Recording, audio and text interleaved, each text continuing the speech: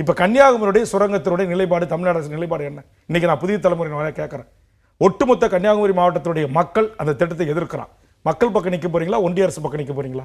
ஐஇஎல்னு சொல்ல ஒரு மிகப்பெரிய இதே மாதிரியான மிகப்பெரிய கேடு விளைவிக்கக்கூடிய 35,000 ஹெக்டேர் இயற்கை வளங்கள் நிறைந்த மலைகளை இன்னைக்கு சுரங்கமாக அறிவிப்பதற்கு மக்களிடம் கருத்து கேட்பதற்கு ஒன்றிய அரசு அறிவித்திருக்கிறான். ஏன் இது வரைக்கும் எதிர்க்கல?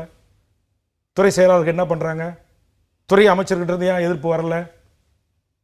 அப்ப நீங்க வந்து அதிகாரி வந்து நூல் விட்டு பார்க்கிறார்கள். இங்க இருக்கிற போர்க்குணம் கொண்ட இயக்கங்களை, மக்களை, அரசியல் கட்சிகளை இவங்க விழிப்பா இருக்காங்களா? இவங்க அரசு டாஸ்மாக் கடையில் குடிச்சிட்டு இவன் எங்கேயாச்சும் கலந்து அடிச்சு படுத்துக்கிறானா அப்படின்னு இந்த நாட்டில் இருக்கிற அரசு அதிகாரிகள் நூல் விட்டு பார்க்குறான். மக்கள் எதிர்ப்பு இல்லைனாக்கா முடிஞ்சிச்சு கதை, சுடுகாடாக மாற்றுறது. மக்கள் எதிர்ப்பு இருந்தால் அப்புறம் முதலமைச்சருக்கு அமைச்சருக்கு சொல்லி இங்கே பாருங்கள் நாங்கள் இதை எதிர்க்கிறோம், கைவிடுறோம். ஏன் 100 கிராமத்து மக்கள் வீதிக்கு வந்து போராடுற வரைக்கும் தான் எதுக்கணுமா? இன்னைக்கு எடப்பாடி கேட்ட கேள்வி 100க்கு 100 சரியான கேள்வி. என்னுடைய பார்வையில் 10 மாத காலம் எதற்காக தமிழ்நாடு அரசு, கனிம வளத்துறை, அதனுடைய செயலாளர், அதனுடைய ஆணையர்கள் ஏன் எதிர்ப்பு தெரிவிக்கல?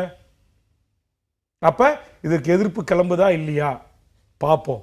கிளம்பல அப்படின்னா ஒன்றிய அரசு சிவப்பு கம்பளம் விரிப்போம். கிளம்புச்சுன்னா முதலமைச்சர்கிட்ட சொல்லி தடுப்போம்.